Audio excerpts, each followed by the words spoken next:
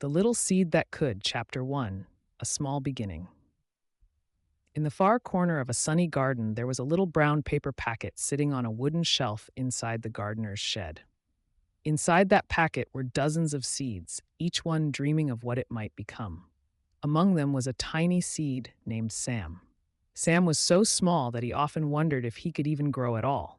He was lighter than a raindrop, smaller than an ant, and quieter than a snowflake falling at night. The bigger seeds inside the packet often spoke about their grand dreams. "I am going to be a sunflower as tall as the clouds," one boasted. "Well, I will become a big apple tree that will feed everyone," another said proudly. Sam stayed quiet, unsure of what his own dream could be. Could something so small ever make a difference? One bright morning, the kind gardener came into the shed. Her hands were gentle and warm as she opened the packet. "Ah," she whispered, "every seed has a purpose, even the smallest one." She held Sam in her palm, and for the first time, Sam felt truly noticed. The gardener took him outside, dug a little hole in the soft soil, and carefully placed him inside. "Grow well, little one," she said before covering him with earth. It was dark underground, and Sam could not see the sky. He felt alone and a little afraid. But the gardener's words echoed in his mind like a gentle song. Every seed has a purpose. Sam didn't know what he would become, but for the first time, he started to believe there might be something special waiting for him. Chapter 2. The Rainy Days. At first, life underground was quiet, too quiet. Sam wondered if anything was happening at all. Then, one afternoon, he heard a soft patter above him. Raindrops began falling from the sky, sinking into the earth, wrapping around him in a cool, refreshing hug. "Hello down there," the rain called. "I have come to help you grow." "Really?" Sam asked. "But I'm so small." "That's exactly why you need me," the rain replied with a chuckle. "Every drop helps you become stronger." Day after day, the rain returned. Some days it came gently, like a soft lullaby. Other days it poured loudly, like a drumbeat on the garden's roof of leaves. Sometimes the storms were so strong that Sam feared he might be washed away. But each time, the rain whispered, "Trust me, this is part of the journey." Little by little, something amazing began to happen. Tiny roots started stretching from Sam into the soil, like little explorers searching for food and water.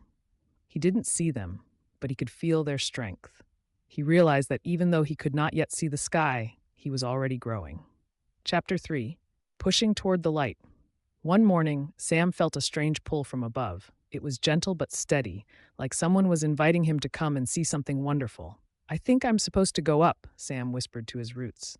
"Yes," they replied. "We will hold you steady. You reach for the light." Sam pushed and pushed. The soil was heavy, but he remembered the gardener's voice and the rain's encouragement. Finally, pop, he broke through the surface. The world above ground was more beautiful than Sam had ever imagined. Warm, golden sunlight poured over him, wrapping him in comfort. The sky was a brilliant blue, and the air was filled with the songs of birds. "You made it," the sun cheered. "You are braver than you think." Sam looked around at the other plants in the garden, tall daisies swaying in the breeze, leafy bushes, and even a sturdy tomato plant. For a moment, he felt small again. But then a butterfly landed softly on one of his tiny leaves. "It's not about how big you are," the butterfly said kindly. "It's about what you bring to the garden." Sam smiled inside. Maybe he did belong here after all? Chapter 4. The Summer of Growth. Days turned into weeks, and Sam began to grow taller. His leaves stretched wider, his stem grew stronger, and his roots dug deeper into the earth. Bees visited him, buzzing happily as they gathered nectar. Butterflies danced around him as if they were celebrating his progress. The gardener often came by to water him. "Look at you, Sam," she said warmly. "You are becoming something beautiful." But growing wasn't always easy. Some days were very hot, and the sun's rays felt too strong. On other days, the wind blew so fiercely that Sam had to bend low to keep from breaking. But every challenge made him stronger. By the middle of summer, something new began to happen. Tiny buds appeared at the top of his stem. At first, they were small and green, but slowly they swelled and opened into bright, cheerful blossoms. Sam could hardly believe it. He wasn't just a little seed anymore. He was a flower, bringing beauty to the world. Chapter 5. A Garden Full of Purpose. By the end of summer, Sam stood proudly in the garden, his blossoms glowing in the sunlight. Bees and butterflies visited him daily, and children in the neighborhood stopped to admire his colors. But the most magical thing of all was happening quietly. His seeds were beginning to form.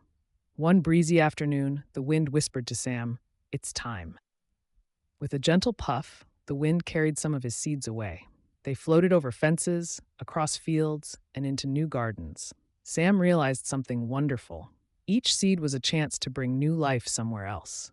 He remembered the day he thought he was too small to matter. Now he knew the truth. Every seed, no matter how tiny, has the power to grow, to bring beauty, and to make the world brighter. As autumn approached, Sam stood tall, happy to know that somewhere, in soil far away, another little seed was beginning its own story, just as he had. Even the smallest beginnings can grow into something extraordinary. With patience, courage, and care, you can discover your purpose and share it with the world.